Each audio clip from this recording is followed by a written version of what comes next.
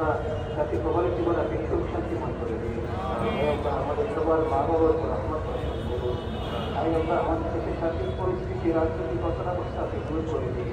আল্লাহ আমাদের পারস্পরিক ভেদাভেদ হানাহানি থেকে মুক্তির উপায় আল্লাহ সব শেষে তিনি অসুস্থ হয়ে হাসপাতালে ছিলেন।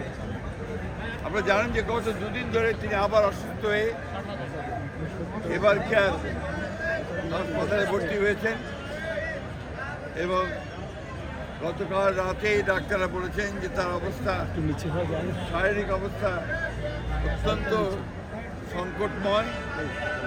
সেই জন্য আমরা আমাদের দলের পক্ষ থেকে এই গণতন্ত্রের নেত্রী, গণতন্ত্রের মাতা দেশনেত্রী বেগম খালেদা জিয়ার রোগ মুক্তির জন্য সারা দেশের জনগণের কাছে বাদ জুমা আমরা দোয়া চেয়েছিলাম এবং সারা দেশের মসজিদে সেটাই আজকে আমরা এখানে এই নয়াপল্টনের মসজিদে নামাজ আদায় করে আমরা সবাই দেশনেত্রী বেগম খালেদা জিয়ার রোগ মুক্তির জন্য পরম করুণাময় আল্লাহ তাআলার কাছে দোয়া চেয়েছি।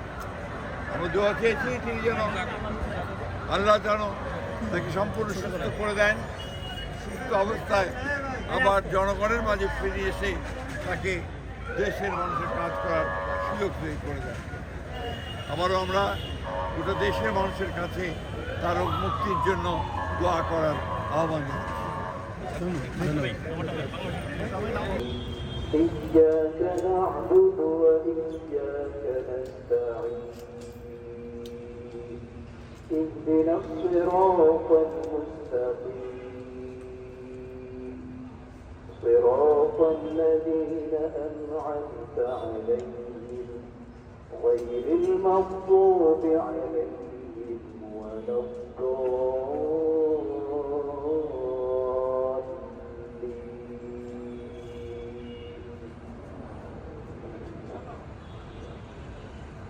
ألم تر كيف فعل ربك بأصحاب الفيل ألم يجعل كيدهم في تضليل وأرسل عليهم طيرا أبابيل ترميهم بحجارة من سجيل فجعلهم كعصف مأكول.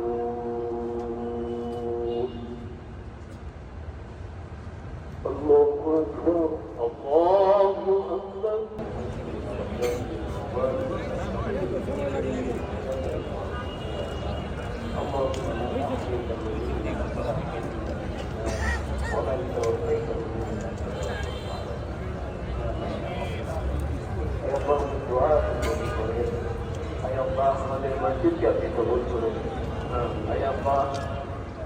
আপনার দরবারে হাজিরা দিতে এসেছেন